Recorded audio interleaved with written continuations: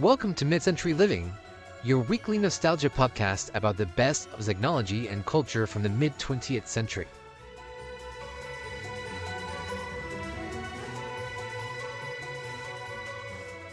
Welcome to episode 35 of Mid-Century Living, the show where we talk all about the best of the mid-20th century and how to add the vintage vibes to your modern life. We are your hosts, Gonzalo. And Jackie, thank you for joining us today. So we're back for season 3, and we've got a lot of exciting topics to cover.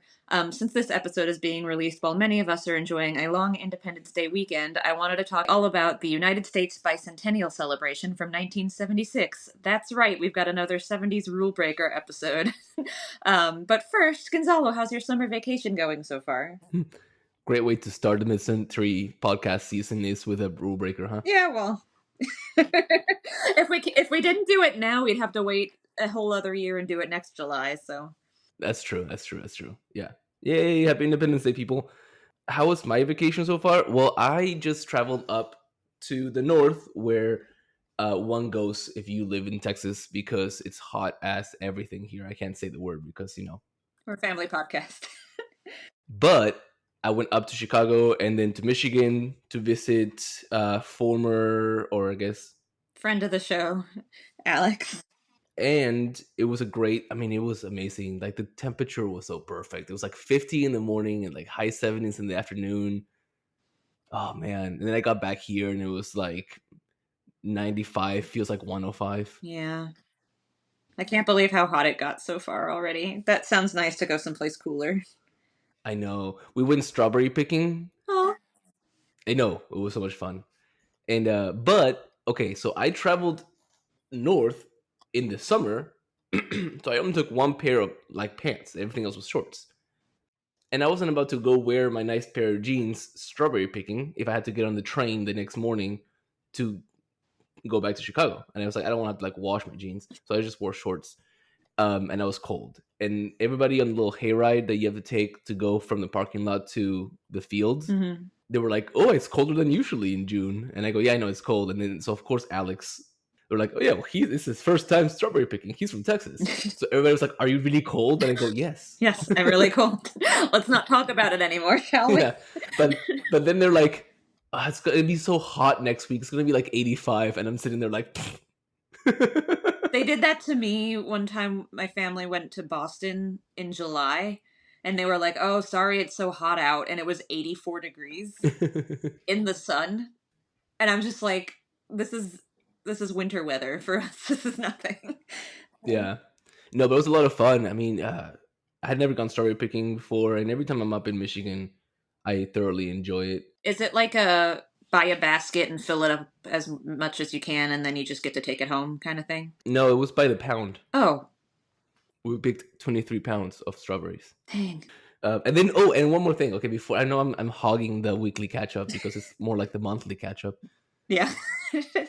But okay, I was in Chicago where my sister and my nieces are, and my sister had a great idea. Okay, first of all, I went to the museum where the Pioneer Zephyr is. So Instagram, be looking for pictures. But my sister, when I drive back from the museum, was like, "Oh wow, we should do that." And she pointed at those like quadricles. It's like 4 people on a bike, and it looks like a little old school car. No. I'll send you a picture. Yeah, those of you out on the internet, like I'm sure you've seen these if you live anywhere near touristy stuff. But it's basically 4 seats, each pedals, but the front left drives it, and it looks like a little old Ford Model T car. Cute. Anyway, okay. She's like, we should do that. So the next morning we went and did, and it was so difficult. Was it just you two pedaling, and then the kids are just like hanging out? So my oldest niece was pedaling, and then my sister, my brother-in-law, and I were pedaling, and then the 2 little ones sat in the front, and there's no pedals there. Oh, cool. It was so exhaustingly difficult. The first thing, like we started going, and then we went the wrong way. I had to like back up, but there's no reverse. You have to like Flintstone it. And then we finally got on the trail, and we're going, and like 5 minutes in, there's a hill, and we couldn't go up. Like we started going, and like it just like Started rolling backward. it started rolling backwards. So like I had the brake on. I think okay, start pedaling now, and I would get the brake off, and then like we would start going, and then we would move like 2 inches. So then we got out and pushed it up the hill. And the entire time we're like, whose idea was this? That is So funny. Yeah, I can picture it in my head, and I'll Google it later to see if it. yeah. Did you get someone to take a picture of all of you sitting in it? No, there's pictures of us, but I don't think we have one of everybody on it. Man, I bet that was a sight. Yeah, but the kids were like, the kids in the front were like, we told them like, you're our horn. So when you see people in front of us, you say, excuse us or honk honk. So then they were like honk honk. But then of course, my sister, my brother-in-law, and I were like, we should never do this again. And then I think my brother-in-law or my sister, we passed someone who's like, oh, this is great, and he's like, don't do it. So then my nieces were like, don't do this, no one do this is horrible. So anyway, that's been my summer so far. I'm excited for more. I guess you guys out there in the internet are gonna have to wait until next episode. Yeah, to find out how the rest of your summer vacation went. Yeah, how was yours? Mine is action-packed so far. So we're recording this about halfway through June, and so far this month I've gone to the Food Truck Championship of Texas, which was a blast. And it thankfully wasn't super hot yet because it was just the first weekend of June. But it's basically 50 different food trucks from all around Texas show up to this one town square in Graham. And there's like a competition and there's judges that have to like try everything. And then there's a audience choice or whatever that we get to vote on if you downloaded the app. But I didn't download the app. But basically it was our second time doing this festival. And I was much better prepared this time because like the first time I didn't do any research in advance, so we had to just walk around the square a bunch and read everybody's menus. And then by the time we like figured out what we actually wanted to eat, it was like 30 minutes later and starting to get hot and like so this time I read everyone's menus in advance. I knew exactly which food trucks I wanted to try and what I wanted to order for each of them. So like we minimized the amount of time we were standing in the sun. I think my favorite food truck was one that just did wacky egg rolls. And I bought 2 egg rolls. One was like basically pizza stuffed. It was like salami and pizza sauce and mozzarella inside an egg roll. And then the other one was macaroni and cheese with ground beef inside an egg roll. It was awesome. They were both super cool. And they had like 12 different egg rolls. But what I was trying not to fill up on any one truck. But so we managed to try food from 4 different trucks and then dessert at a 5th. But we had to share everything. Otherwise, we wouldn't have. You sound upset at having to share the food. Well, the thing is, I think it would be cool if all of the food truck attendees, instead of just having full out, they just had their normal menus, which I feel like I would maybe do like a sample sized. Oh, I see. Like, I think it'd be cooler if everyone just had tiny little plates so that you could try more trucks. But since everyone just had their regular menus, it was like $15 full entrees with 2 sides at most of these places. So, like, if you ate it all yourself, you'd only be able to try one food truck, pretty much. So we split everything so that we could try 5 trucks. But if we didn't have to split everything, we could have tried 10 trucks. But I don't know, like, if everything was smaller. Like, I just wish they would do that. But I guess they're trying to put their best foot forward, and if they're happy with their dinner menu, then they're happy with their dinner menu, and it's not... Anyway. Yeah. But it was still a huge blast. Do you like food trucks? I do like food trucks. My brother-in-law used to have a food truck. Yeah, I was going to say, did he ever do that? I know he was talking about doing that, or... I don't know if he ever did a festival. Back then, you couldn't cook on the trucks. Oh. So he had a brick-and-mortar restaurant that would... No. I think he had, like a couple of tables in the front. It was mostly just for kitchens. Yeah. But I do remember eating there. So maybe there was a little bar. It was a really good lobster roll on naan bread. Yum. That I had. I know, it was really good. Yeah, there was a lobster truck at the festival, but apparently that lobster truck is basically a lobster truck franchise, so it's around places. If I wanted to go track it down, I could go track it down, so we didn't eat at it, because in theory we could eat at it here. So we tried to get food trucks that aren't local. Yeah. We have a truck here that is called the Waffle Bus. And they serve chicken and waffles, and they're really good. And also, speaking of chicken and waffles, and I realize that I'm hijacking your food talk. I'm sorry. That's fine. But I went to brunch at a little place here called the Dandelion Cafe, and they have chicken and waffles. That was so amazing because like the batter for the waffle was cornbread based. Ooh, fun. So it was much more savory than sweet. Mm-hmm. And apart from the fact that the butter was spicy, it was so good. That sounds good. Anyway, now that we've had food talk, Oh, and then so the rest of my summer, but after food talk, sorry, is that ever since then it's been Dallas Tiki Week, so we went to a couple sip and shop events, and it's really cool because it's like the tiki is a very, I guess, obscure niche, especially hmm in Texas when there's no like it's not like California or something that's like we have a beach, but it's not like a coastal vibe anyway. So most of the people into tiki here are either people who wish that they lived somewhere with a beach or are like California transplants or something. hmm But once a year in June, there's like a whole week of tiki events, and there was like there was basically three things happening every single day, and I feel like I actually want to take some days off to go to some of the during the week events next week because there was like a velvet painting class that sounded super fun, but it was at like 3 p.m. on a Thursday. oh, So I don't anyway, but I I was think gonna be like, who's got that time off? But right. I got the whole week off. Yeah, so it's all teachers and retirees, I guess. But I feel like I could just preemptively ask for some afternoons off so that I could attend some of these events. But we went to a sip and shop last Sunday, and we went to this big tiki flea market yesterday. That's my absolute favorite, where it's like all these people come from all around the state, and some people like even flew in from California and selling like big tiki statues and vintage clothes and Ooh. handmade purses and hair flowers and velvet paintings and yard sculptures and really pretty lamps. So we had a huge blast and had a lot of rum and but I had a great time. And then we went to our local tiki bar, who were like um the brains behind the event. Like they're the ones like uniting everyone together for these events. And so since they tend to be downtown where their restaurant is, every time we went to one of these events, we decided to go eat at their restaurant, which we never really make the trek to. It's like super, super downtown Dallas, and we live really, really far away from there. So it's like, Okay. it's an ordeal to get downtown where I live. But anyway, that's extra details. But I've been having a great action packed summer and all that in 3 weeks. I don't know. It seemed like a lot of stuff. Anyway. Well, now that we're getting boring again, I guess it's time to get to the history.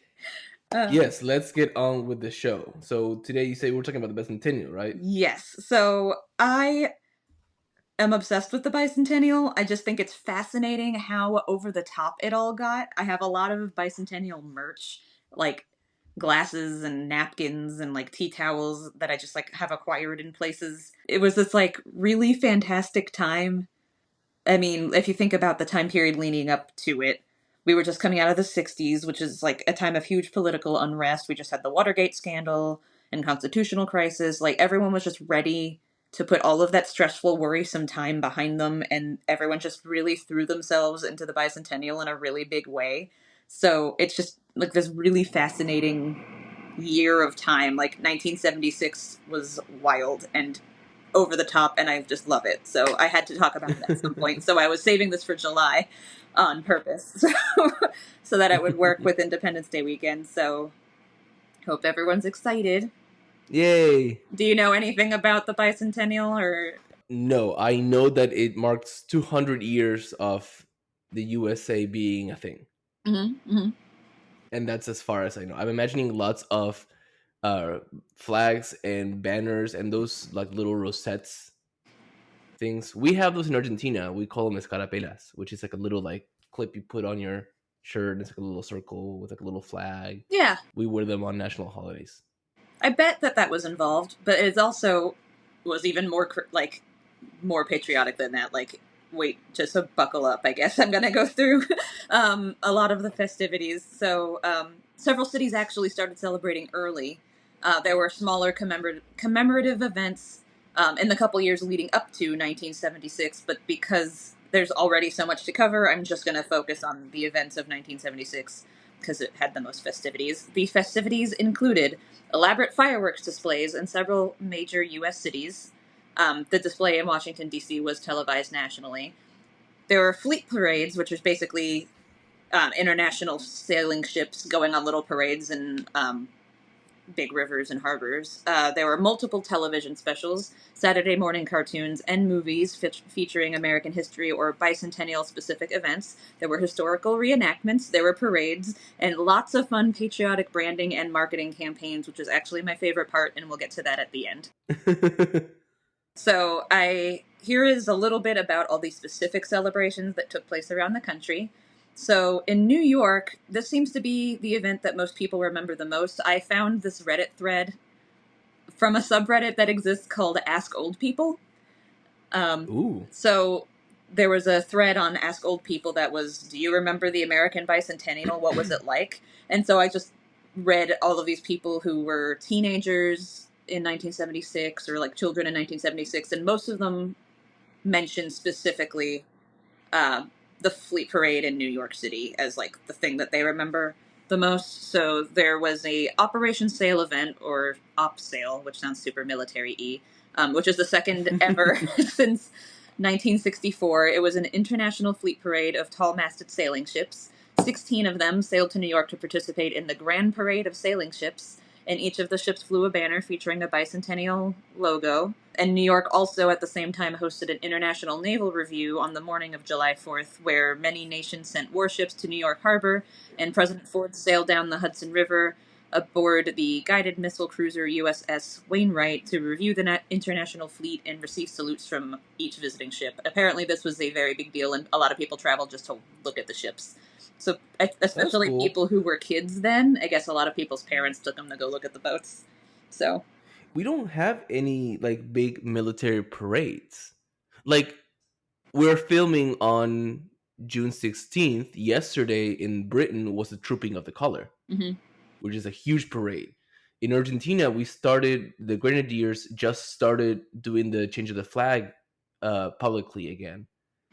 I'm sure there are things in more coastal towns. Well, the only thing I can think of is the guards at the Tomb of the Unmarked Soldier, because there they have there's always a military, I think it's a Marine, guarding the tomb 24 hours a day.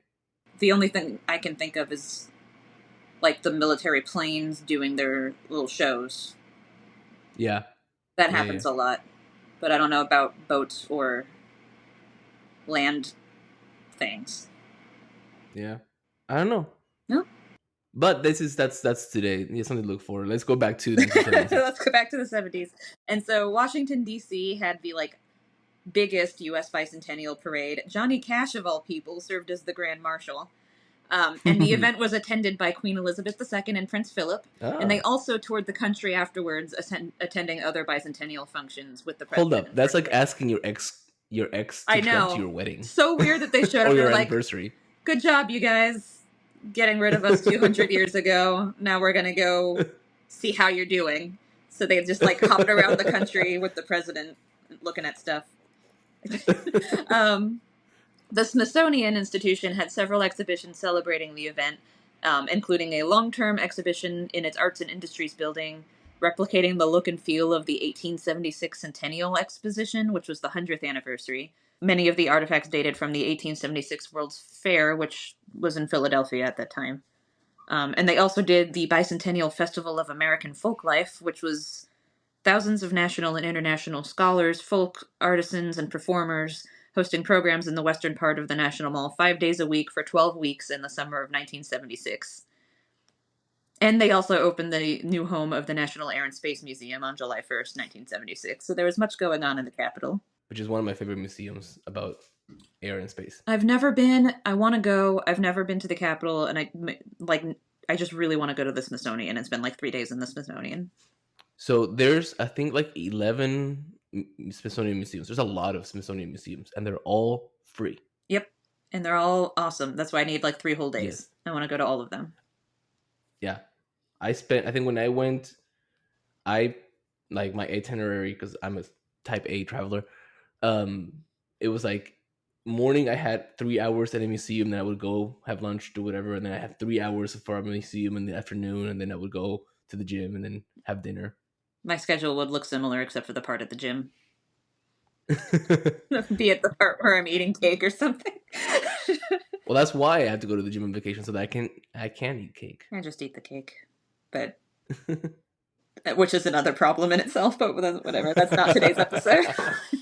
For more on that, you guys can listen to our Weight Watchers episode, which was episode 206 or whatever. Nice plug. We'll put that in the notes. Yeah, I can't remember the episode number. I just anyway. So on the other side of the country, Los Angeles had several celebrations. They had their own Bicentennial parade on Wilshire Boulevard. The Los Angeles City Schools had a bicentennial pageant at the Los Angeles Memorial Coliseum, which was broadcast as part of a television special called Happy Birthday America on NBC, which was hosted by Paul Anka. Oh, nice. They had something called Pacific 21, which was a bicentennial exhibition and conference center, and Knott's Berry Farm also had its own bicentennial celebration. So in Philadelphia, on July 6th, the Queen was there on her little look at the colonists tour, and she presented the bicentennial bell on behalf of the British people, which is a replica of the Liberty Bell, cast at the same foundry.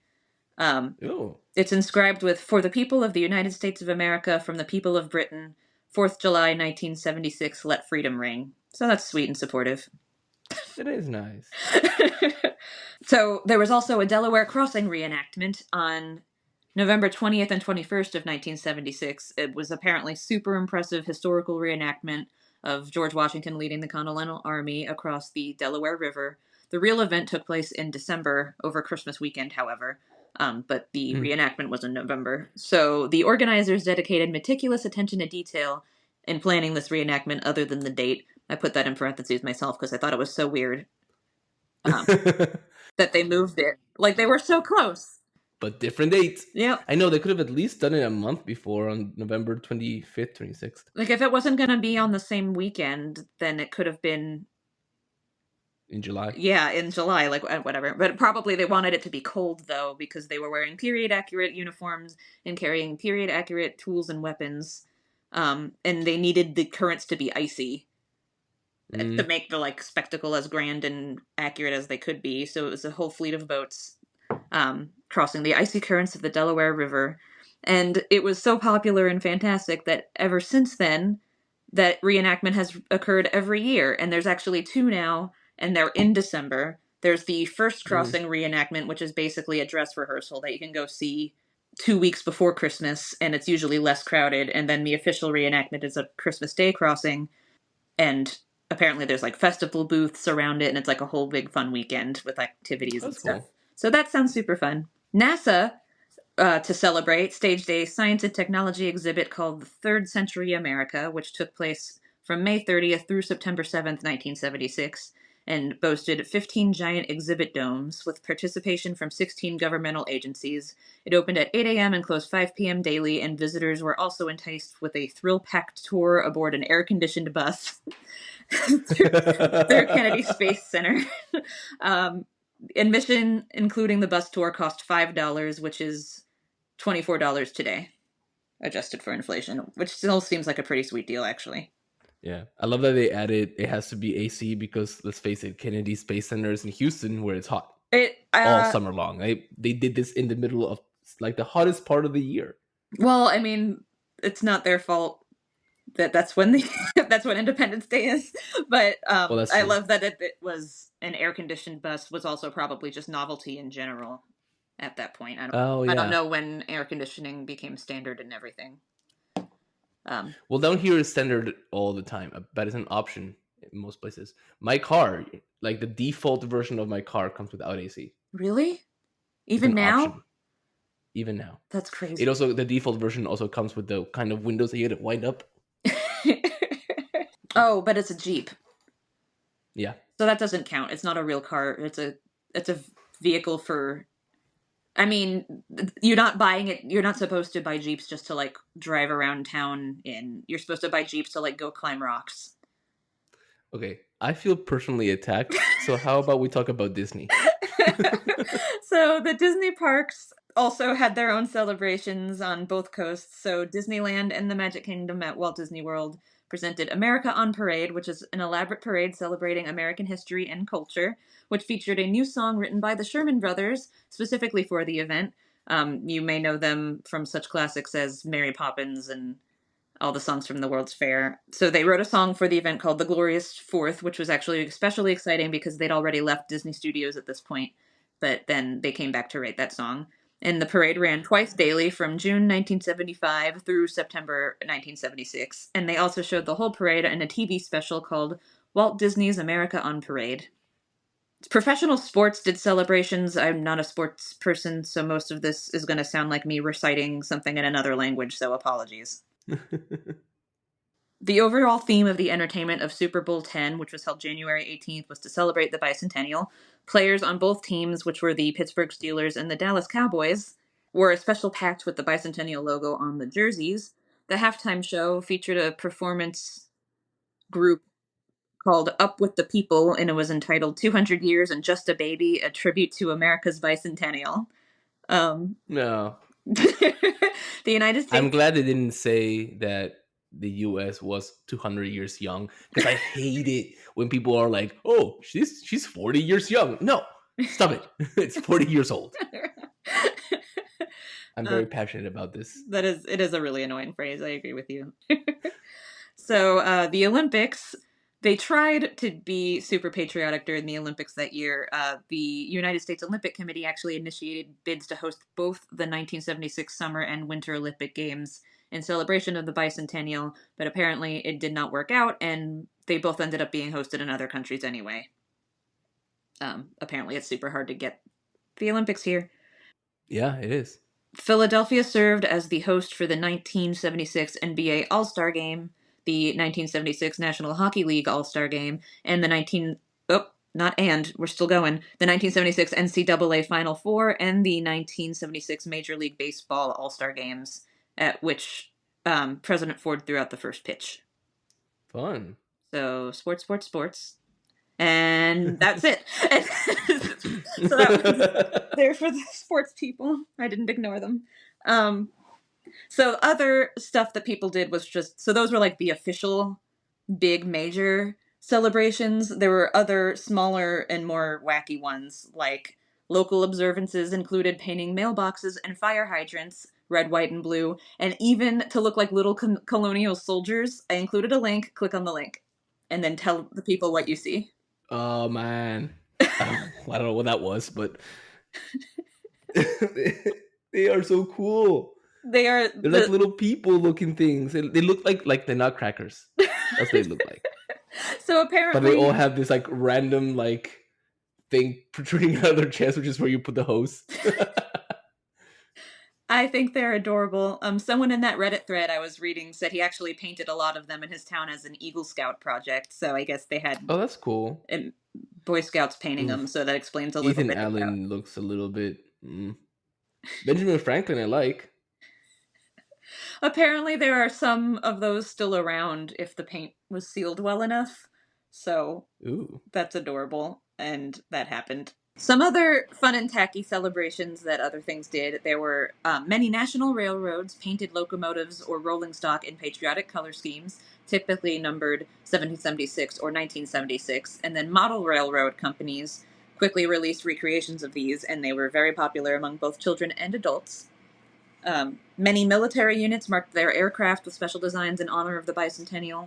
The New Jersey Lottery operated a special Bicentennial lottery in which the winner received $1,776 per week before taxes for 20 years, which would be a total of $1,847. Before taxes. Before taxes. Yeah, they always take a huge chunk out, but it's free money, so... The Bicentennial Wagon Train Pilgrimage was a thing where a wagon train pilgrimage traced the original covered wagon trade and transportation routes across the United States, encompassing many trails, which would not make for good radio.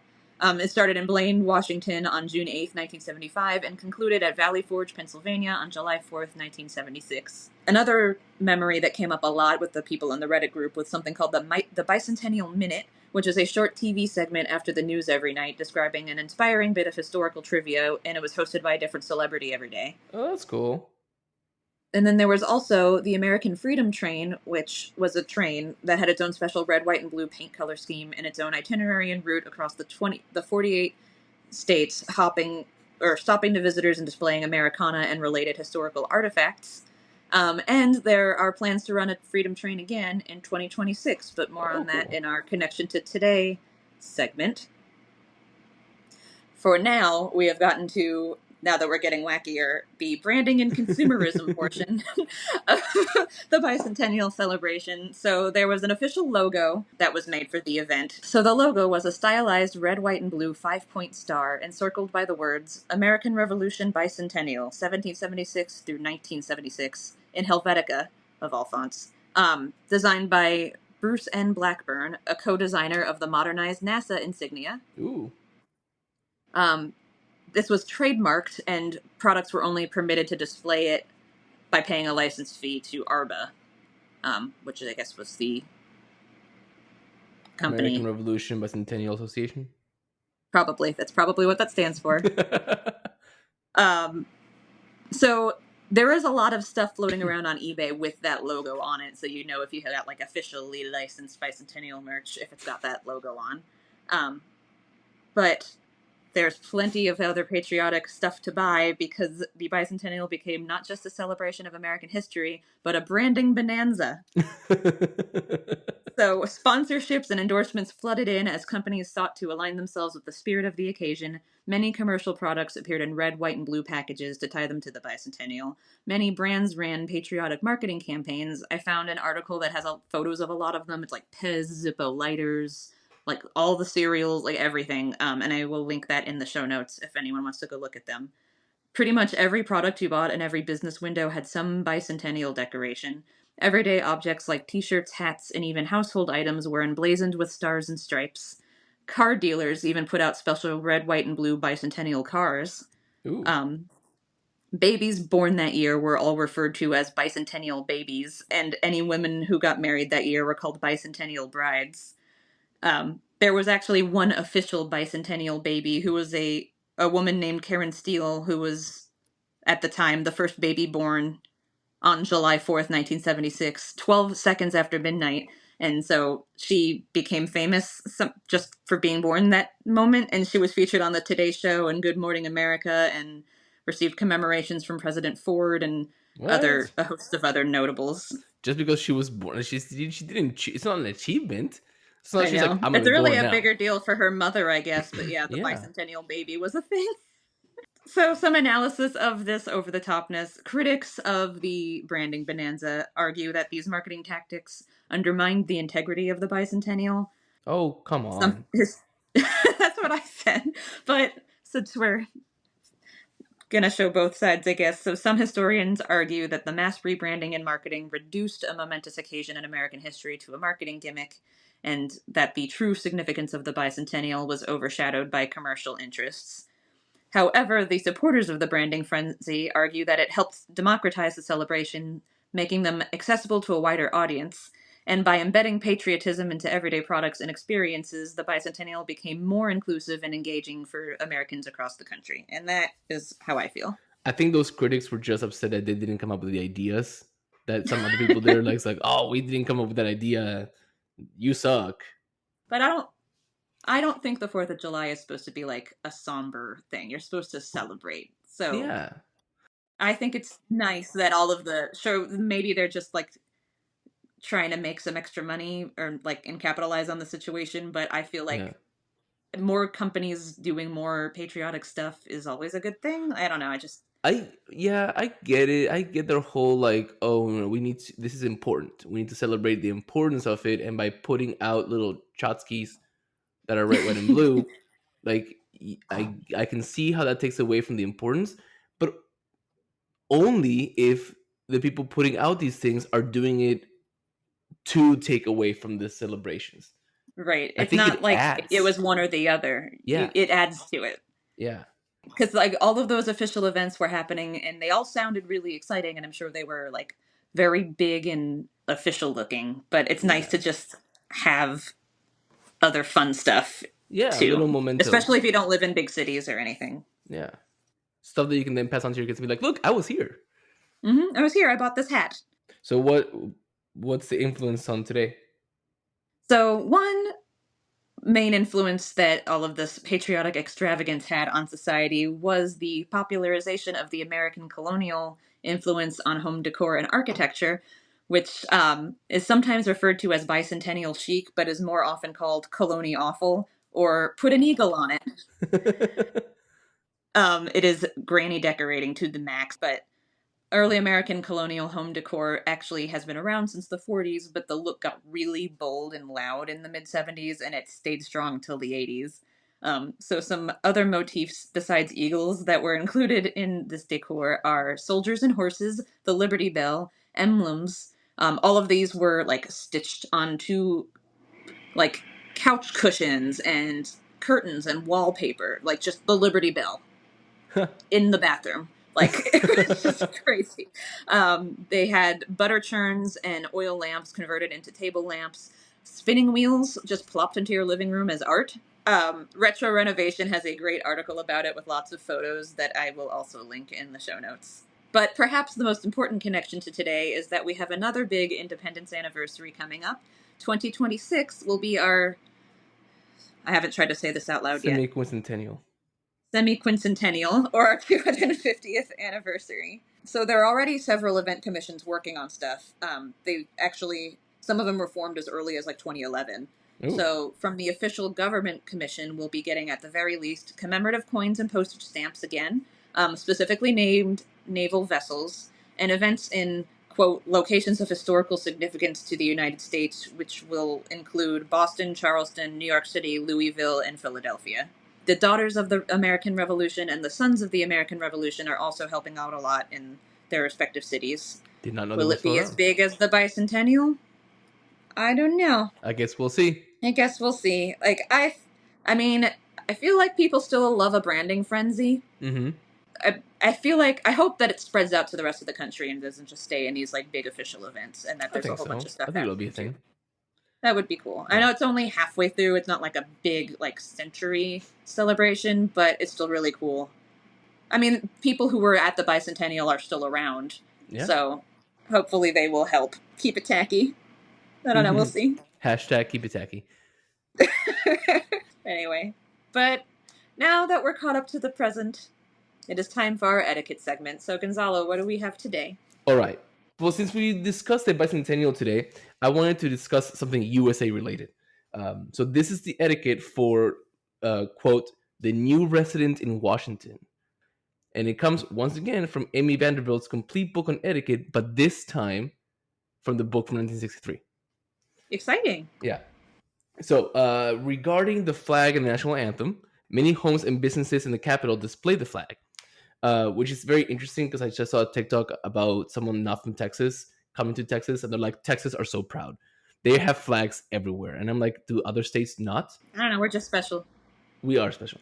But here are some rules that need to be followed when displaying the Stars and Stripes, and these are enforced by federal statutes. There's only some here because there was a long list. Wow. Don't let it trail on the ground. Don't let it touch it. You always display the flag only from sunrise to sundown and lower it if it rains. Raising or hoisting the flag should be done fast, but you lower it slowly. Which I don't know if it's on purpose. Like raising a flag is really easy. I'm doing the motion. Lowering it is like, I don't know. It naturally you go slower. City and state flags should be flown lower than the U.S. flag. The exception here, of course, is the Texas flag. Woohoo. And saluting the flag, a lady does not remove her gloves indoors or outdoors. It's part of her costume, which I don't like the word costume, but that's what it said. And a military man does not remove his gloves either. Regarding the singing of the national anthem, which, by the way, I sang my first national anthem as a citizen this past semester. Oh, yay. Yeah. Yes, congratulations. Oh, and this will be your first 4th of July as a citizen also. It is, yeah. So, we must pay attention to the playing of the national anthem. It is usually played at the beginning of certain events and announcements, that kind of stuff, and actually must be played at certain designated gatherings. So, you must stand when the anthem is played. The exception is if you are too old or too infirm or maybe too young, although she says that the young people need to be trained. Singing the song, however, is not an easy song to sing. Most people can transpose the high notes an octave lower into something that they can manage. But if you cannot transpose, then sing everything but the high notes. Don't just stand there mute. And from Amy, this quote, which is not as snarky in this, at least in this chapter of the book. But anyway, Aw. she says, quote, "The idea behind the mass singing of the anthem is to stir a feeling of patriotism and unity. Civilian men and boys remove their hats, hold them with their right hand over their hearts. Women stand at attention or place their right hand over their heart. You should also not chew gum, eat, or smoke during the playing of the anthem. If it starts playing and you're not at your seat, don't continue to your seat, even if you are in the aisle when the music starts. It's like drop everything and sing the anthem. Oh. And you should also never play the anthem at home merely for entertainment." So I can't go to YouTube and listen to the full 5 stanza version. I think you can make an exception. It's research. It's research. There we go. But anyway, that is the etiquette for the new resident to Washington, D.C. What do you think? I love that. I like that there's specifics. Yep, I'm fine with all of these. I like them too. I think we should give them their stamp. The national anthem stuff was particularly intriguing if I ever, for some reason, have to go to a sporting event. It is good to know the stuff like not eating while it's playing and just stop where you're standing and sing the national anthem and then go on instead of like walking to your seat while it's happening. Because I don't think I would have done that by instinct. So I'm glad to know that those tips just in case I'm in that situation. Yeah. I'm surprised that we don't do the national anthem at school. And the only reason why is so we do the pledge to the flags, although no one stands anymore. You mean like before sporting events or? No, like during the day. Oh. But I remember in grade school outside of the country, like when I know we did this in Chile. I'm sure we did it in Argentina as well. I remember doing it in Mexico. In Mexico, every Monday, the school watched the flag go up. Like as a thing, and like you were selected to be the flag bearer, and it was a group of people that marched down the steps. We had this like marble staircase in the front of the school. We would march down the staircase, put the flag up. But once a month, as I think it was like the first Monday of the month, they did the flag, and then everybody got together and sang the national anthem. But we don't do that in the States. That's interesting. Yeah, I don't know. Awesome. Well, let's give this December approval, and with that, it looks like we have landed the plane. Thank you guys all for listening today. If you've enjoyed today's episode, please subscribe to the show and tell a friend. Yes, and you can also follow us on Instagram at MCL Podcast. This is the best place to send us feedback and episode suggestions. Send us a DM anytime. You can now also find us on YouTube with the same handle at MCL Podcast. Thanks, guys, for listening, and we'll talk to you again next week. Bye!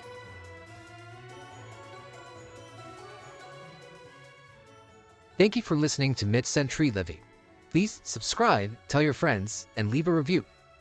We are available on Apple Podcasts, Spotify, or wherever you listen to podcasts. You can also follow us on Instagram at MCL Podcast. See you next Friday.